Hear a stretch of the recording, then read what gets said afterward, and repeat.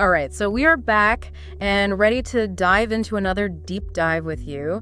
And this time we are going to be talking about investing in yourself. Sounds good. Yeah, so specifically we have a podcast called Real Life English, and they talk about 10 different ways to invest in yourself for a better future. And I'm looking at this list and honestly, it's kind of overwhelming. Like, it's exciting. Yeah. But it's like, where do I even begin? I think 10 is a lot of things to do all at once, but I think we can kind of break it down and see which of those 10 resonate the most with you and your goals. Okay.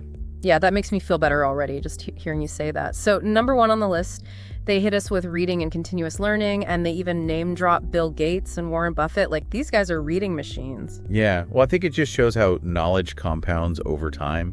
You know, like when you think of compound interest. Right. This is like that. But for your mind, every book, every article, every new thing you learn, builds upon what you already know. And it creates this foundation of knowledge. It's like compound interest for your mind. Exactly. I like that. Okay, so they also recommend specific books like Atomic Habits and Rich Dad, Poor Dad. But I'm assuming that you should choose books that kind of align with what you want to achieve. Yeah, 100%. Like, there's no point in reading a book that you're not interested in or that doesn't help you achieve what you want to do.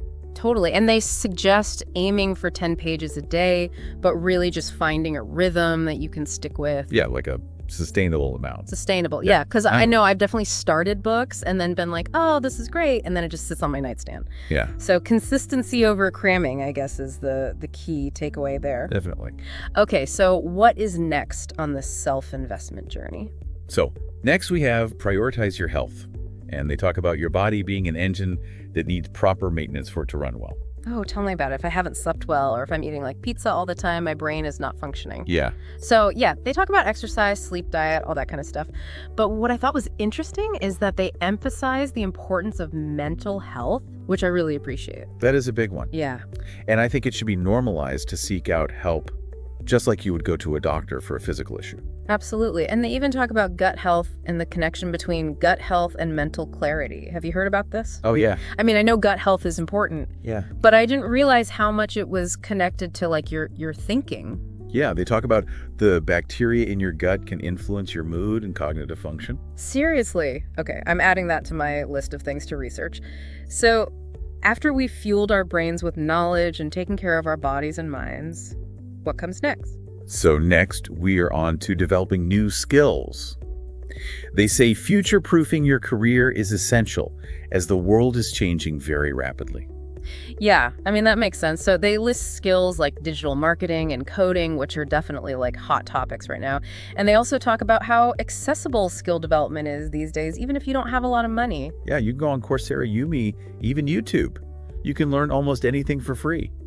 That's wild. Yeah. Okay, so it sounds like it's not even just about learning like specific skills, but also developing that like growth mindset that you're constantly learning. Exactly, like being adaptable. Yeah. Being open to new things, and you're never too old to learn. Never too old to learn. Love it. Okay, so after conquering the world of skill development, what's next? So next we have building strong relationships. So network is your network. I'm sure you've heard that one. Yeah, but that always feels a bit like transactional, like you're just using people.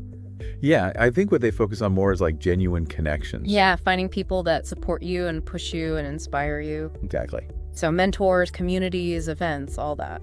Yeah, exactly. Like surrounding yourself with like a good group of people. A good ecosystem. Yeah. I like that. But they also talk about recognizing and removing toxic relationships, which can be hard, but I imagine that can be one of the biggest investments you can make in your well-being. Oh yeah, 100%. Like sometimes you just need to cut people off. Yeah. And it can be hard, but it's for the best. You're the average of the 5 people you spend the most time with. Exactly. So choose wisely. All right, so we've got knowledge, health, skills, and relationships. What is number 5 on our list? So next we have mastering time management. Oh, yeah. Time management.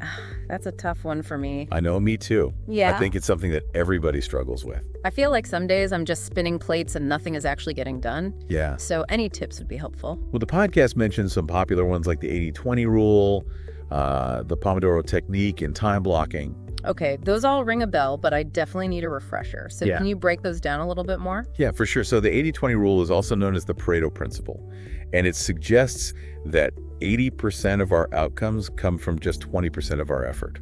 Oh, wow. Okay. So, it's about identifying those high-impact tasks that really move the needle and then really focusing on those. So figuring out where you get the most bang for your buck time-wise. Exactly. Okay, what about the Pomodoro technique? I've heard of that, but never really understood it. Yeah, it's actually pretty simple but effective. You work in these really focused bursts of 25 minutes, and then you take a 5-minute break. Oh, okay. So it's a way to train your brain to really stay on task and avoid burnout. That's actually really helpful because I know I have a tendency to just keep going and going and going. And then by 3 p.m., I'm fried.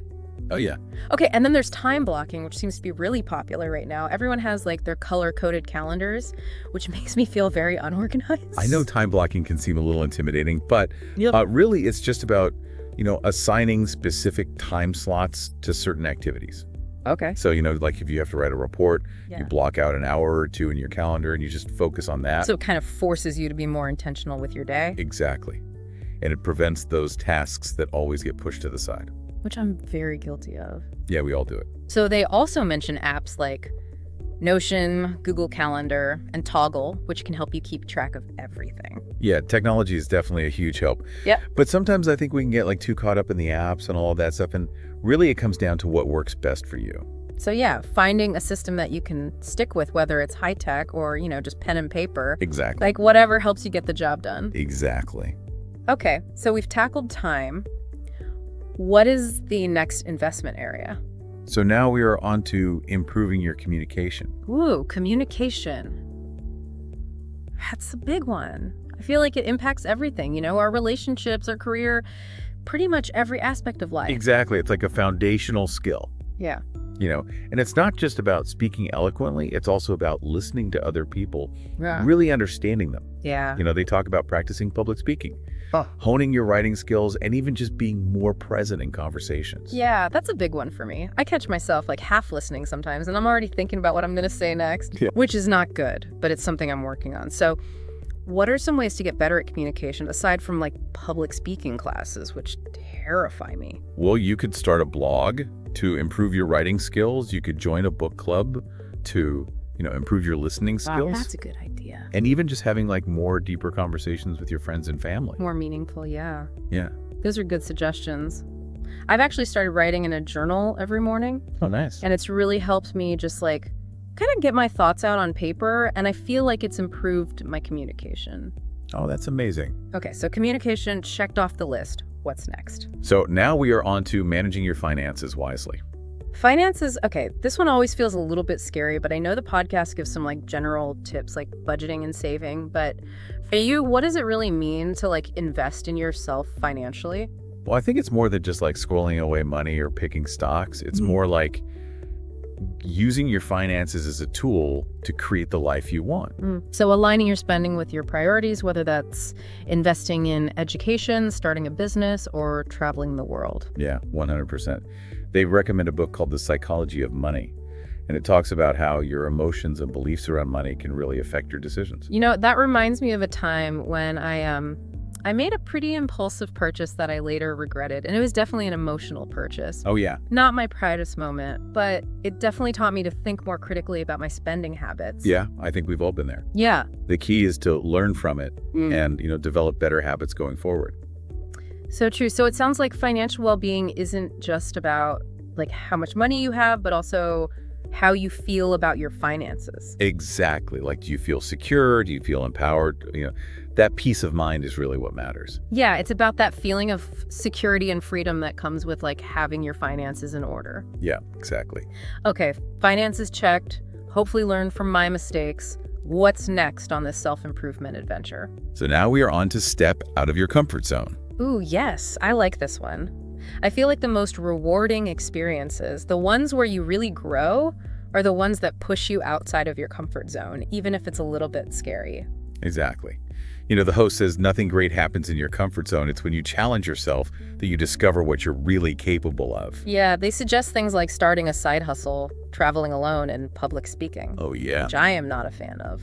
Yeah, those are all great ways to, face your fears and develop new skills. And there's actually a scientific basis for this. Really? Yeah, it's called neuroplasticity. So when you push yourself outside of your comfort zone, your brain actually rewires itself and forms new connections. Wow, so the more you challenge yourself, the more adaptable your brain becomes. Yeah, exactly. That's really encouraging, but I think a lot of people get stuck on that fear part of stepping outside of their comfort zone. Oh, for sure. Yeah. It's totally normal to feel fear, but that fear usually goes away once you take action. So it's like the anticipation is worse than the actual experience. Exactly. And even if things don't go as planned, at least you learn something. Yeah, and you build that confidence for next time. So true. I remember one of my biggest comfort zone moments was, let's just say it involved a karaoke microphone and a very large audience. Oh, no. I was terrified beforehand, but afterwards I felt so much better. And it wasn't even about like how well I sang, because I'm not a good singer. It was more about proving to myself that I could do something that really scared me. That's amazing. Yeah, it was a good experience. That's a perfect example of how facing your fears can really lead to personal growth.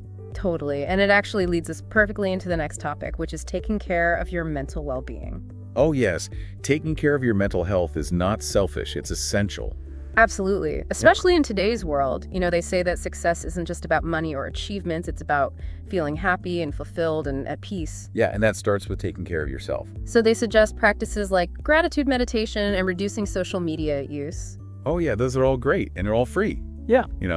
You don't have to spend any money to do those things. Yeah, I've been trying to meditate more lately, and it's really made a difference. Really? Yeah, even just like 5 minutes a day, just to quiet my mind and focus on my breathing.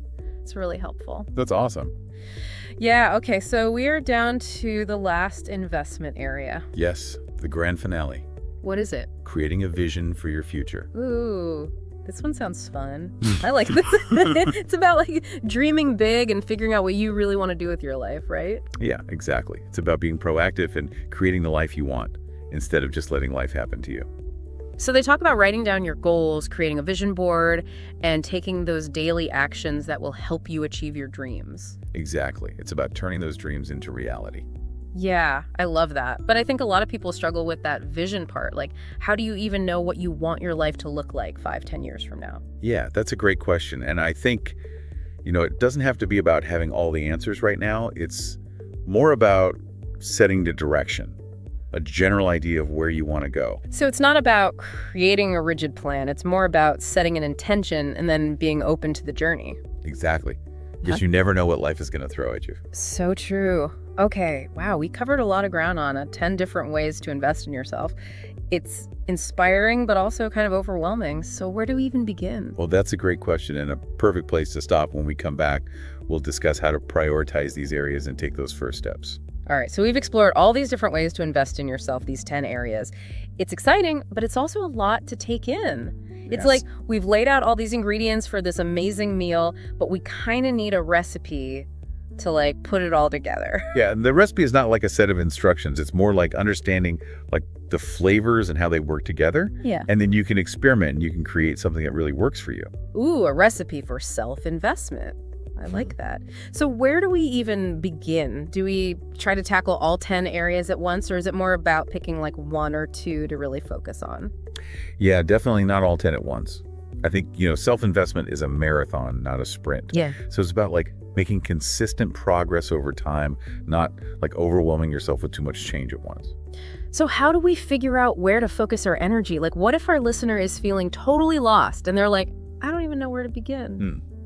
Well, I would say think back to our conversation today and think about the area that sparked the most excitement or curiosity for you. Was it, reading and like that compound knowledge, or maybe the connection between gut health and mental clarity, or maybe it was stepping outside your comfort zone? That's a great starting point. It's like, what really resonated with you? What feels aligned with what you need right now? Exactly. And then once you've kind of identified that area, ask yourself, what's one small step I can take this week to explore it further? Yeah. So it could be as simple as like borrowing a book from the library, or researching a new recipe, or like signing up for a free online course.